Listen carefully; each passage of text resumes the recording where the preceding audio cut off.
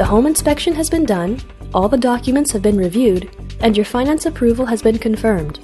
Now you and the team need to officially remove the subjects from the contract of purchase and sale, submit a deposit check, and select a lawyer or notary for the closing paperwork.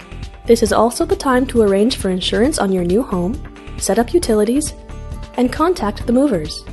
The completion or closing date is official when you've signed the documents at your lawyer or notary's office, and both the money and land title are exchanged on your behalf.